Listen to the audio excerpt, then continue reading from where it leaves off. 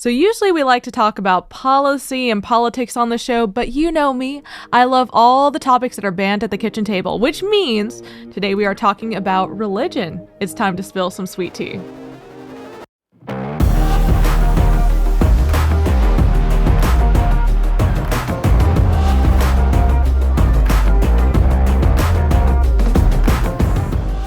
Hello everyone and welcome back to the Sweet Tea series. My name is Ariana Guajardo. Today it's just you and me chit-chatting together. I hope that you all survived the winter storm or the little ice storm that we had. For me, I'm just getting back to the office after that. I think you guys should be seeing this a day out, so hopefully by then all the ice is melted. This morning, I thought it was going to be. Most of it looked fine on the road. And then, of course, I slipped on the one piece that was in front of my car. But I am here. I am alive. It is warm in the building. And that means that we can still enjoy some sweet tea together. But religion, it's time to talk about it. Last year, myself and a lot of other people, I think, were speculating that we might be on the verge of a religious revival. Well, the numbers are in from Pew Research, and we have to talk about it.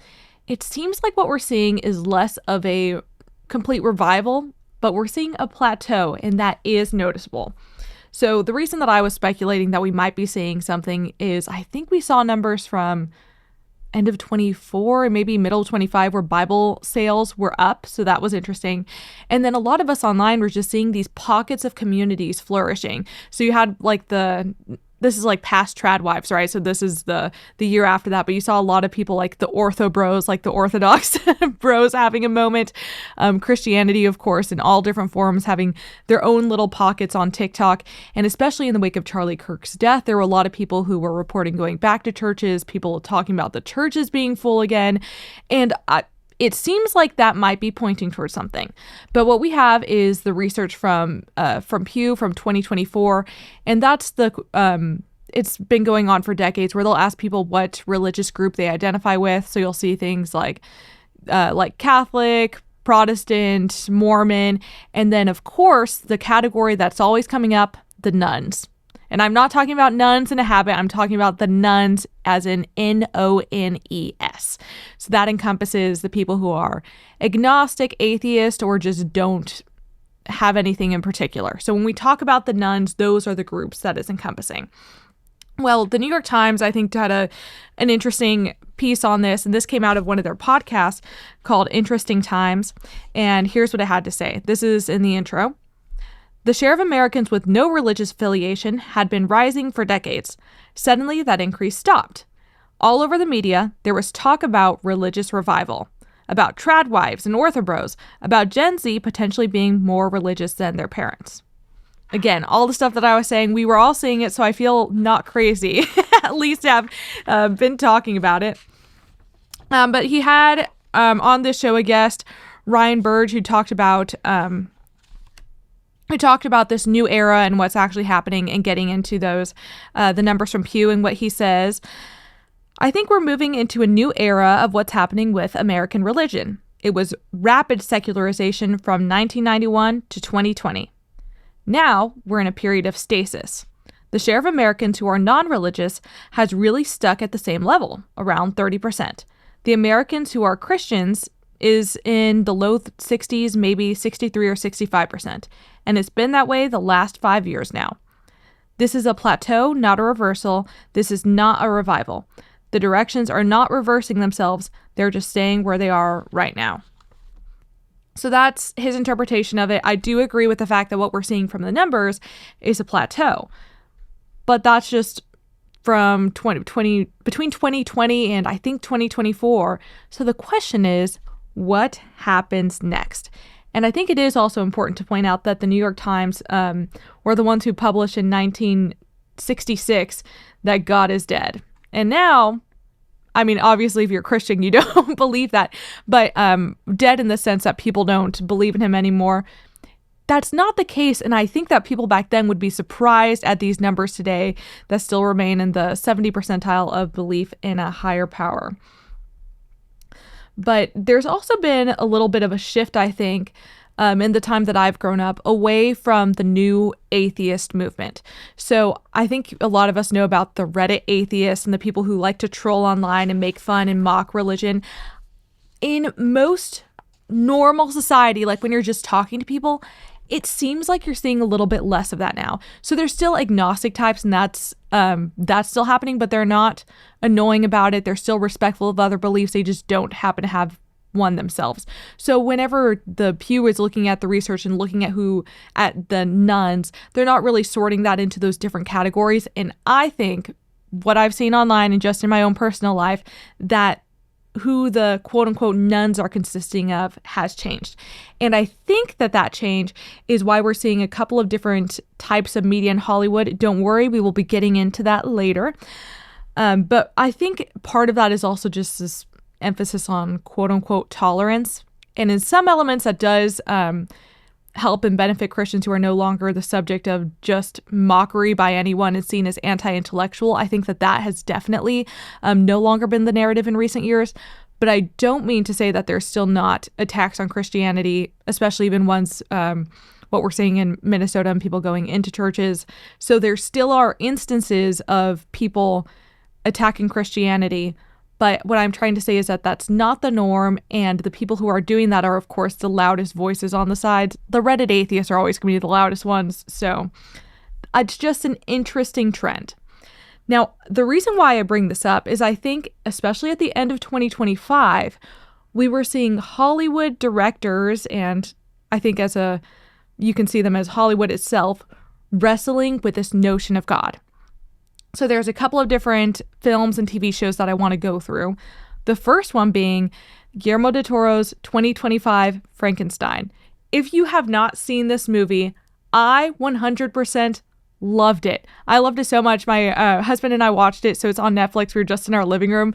But at the end of the movie, we were both clapping and applauding. And that, of course, was reflected during, I think it was, I forgot which film festival it was. It must have been the Cannes Film Festival, where it had like a 4-minute applause, and I think it really deserved it. So what you should know about this film, this isn't really spoiling much, but it's not Mary Shelley's Frankenstein, right? It's a little bit of a different story, but what it still does explore is this question of what does it mean to be man? What does it mean to be a human? And examining man's relationship with his creator. Not only for Victor or Dr. Frankenstein, but for all of humanity and what our relationship is with God. And you're not only seeing that in this character of the quote-unquote monster that's created, but also in some of the surrounding characters. For example, Mia Goth, her character Elizabeth, she's trying to wrestle with this notion of who is God, and she talks about how she was just visiting not a monastery, what is it for nuns? Convent. She was hanging out at a convent before and trying to figure out who God is, because she finds fascination in little things about nature. So she's really fascinated with insects and the symmetry. And it seems like what she's trying to do is find out who God is through the reflection in his creation.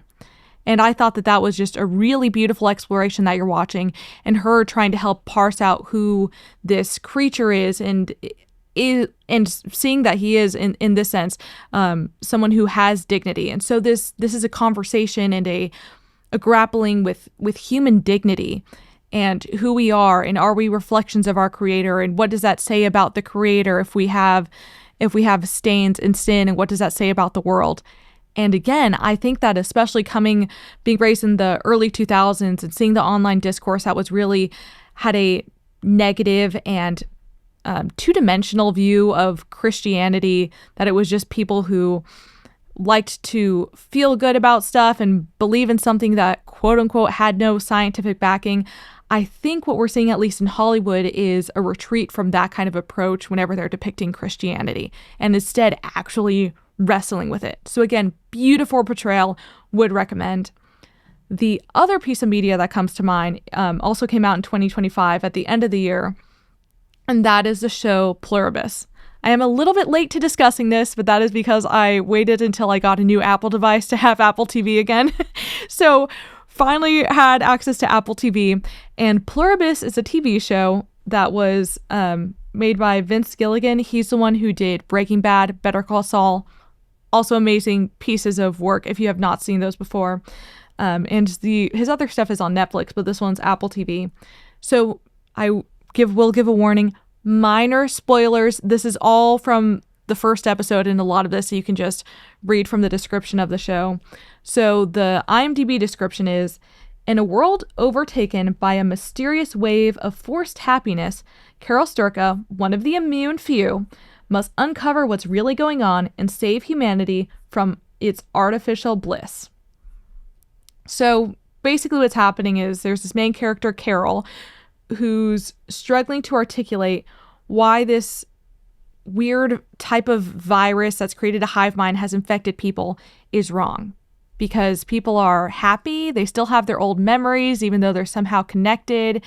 They don't kill, like there's no more murders happening, and that's, we're not just talking about humans, they also don't kill animals. Later we find out they don't kill plants, cause a little bit of a problem, but she's trying to wrestle with articulating why this is wrong what they did, and whenever she encounters the other very few survivors, trying to explain to them, no, this is a problem.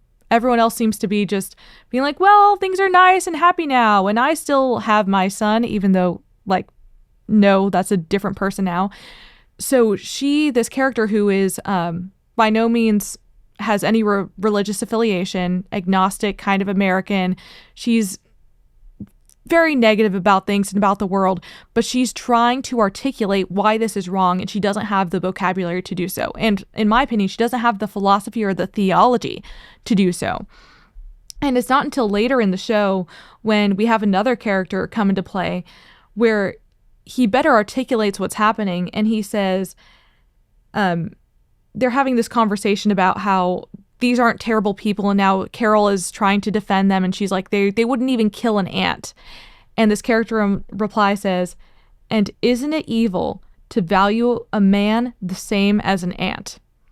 And I know it might sound minimal right now, but when you're watching the show, I got chills just being able to hear someone try to articulate that humans have an inherent and different value and dignity. And I think that is a problem that we see from people on the left, is not being able to understand why humans have dignity. And if you don't understand or have some kind of concept that a higher power imbued within us an inherent, inalienable rights and dignity, then we're just going to keep passing each other. So maybe that's one of the problems here. But I think that kind of trend is breaking. People are trying to be a little bit, like even the atheists that you're seeing online who are engaging in debates with Christians, they're much more respectful and at least usually have some sort of an idea that that humans are set apart from other creatures in some way. And that kind of philosophy and that more seriousness that we're seeing is important, and maybe why we're seeing people become a little bit more comfortable around Christianity. Again, not everyone. There's still pockets of radicals everywhere, but it's interesting. I think that this is an interesting trend. And even though the New York Times thinks that this is just some kind of plateau, maybe it's not. Maybe we are going to see some kind of rise. And I don't think I'm the only one thinking that. In fact, I think that there's elements of the left that are worried, or at least they're seeing that is going to be the trend that's happening, and they're trying to get a hold on it. And here's what I mean. So another movie that came out last year was Knives Out, Wake Up, Dead Man. And this is going to be in contrast to the other two, movie and TV show respectively that I was talking about. So first of all, I would like to say Knives Out, the very first one, phenomenal. One of my favorite films, has super high rewatch value because it's a murder mystery, and if you rewatch it, you are seeing all of the clues to solving the mystery were there. My huge problem with the new Knives Out film, I know I'm going on a tangent, but ride with me here, folks. The problem with the new Knives Out stuff is there is giant missing pieces of information, so you can't actually solve this mystery. And if I'm watching a mystery TV show or movie, I want to be able to work with a detective and solve things. So anyway, I was very disappointed in this new Knives Out movie, but not only for that reason. This new one that came out, also second half of 2025, I think you could tell that the director, was it Rian Johnson? He doesn't like or respect Christianity. Yeah, it was Rian Johnson. And I think that kind of mockery specifically of a certain type of Christianity was I found it to be offensive. But one of the things that, I'll just give you, I guess, a little bit of a brief overview of this movie. So the story focuses around this one parish, middle of nowhere, and its charismatic pastor who is basically, I think my husband was describing it yesterday, like that Alex Jones and your crazy right-wing uncle had a baby. Like, this guy is the embodiment of really radical stuff, and he is driving hard lines that are driving people out of the church. And I think that Rian Johnson is trying to depict a certain type of Christianity in a caricature way and mischaracterizing it. So kind of saying that if you have any hard lines and beliefs about how people should act, that's just offensive and it's driving people away and you're mean and bad for doing that. And they create an evil caricature in order to depict that. That didn't sit very well with me. And the protagonists of this film, one of them being Daniel Craig's character, who's the detective and the smart guy, well, he's just a little bit of a smug atheist, and I think in many ways his lines are speaking for Rian Johnson himself, where, well, he wouldn't believe in something like that, but at least there's this other new nice pastor who, it's okay that you like all the pretty stuff about religion and you want your rituals, but as long as it's nice and accepting of everyone and it's just meant to make people feel good. Christianity is cool as long as its whole thing is to just make people feel good. Well, that's not what Christianity is for. It's not for just trying to make you feel good. It's for truth. It's for salvation. And this kind of reductive grab of religion, it felt to me like he was trying to say that Christianity has been taken over by these evil right-wingers, but really, it could be this nice, peaceful thing that we have, and you could just choose this version of it. And that's the kind of thing that worries me. So maybe what we're seeing from Hollywood is they're recognizing people want religion, they want the beautiful things. COVID kept people separated from, and they're looking for something tangible. They're looking for the bells and the incense and the smell and all of that kind of stuff. So let's just turn ourselves into that. You can have your bells and your little fun traditions, but as long as you're nice and accepting of what anyone wants to do with their lives. So this is where I need your help. I want you in the comment section to let me know, am I on to something here? Am I the only one that's feeling and thinking this way? Are there other movies or TV shows that you think are either grappling with or trying to distort religion? Let me know what you think in the comments. That's all the sweet tea that I have for today, and I will see you next time.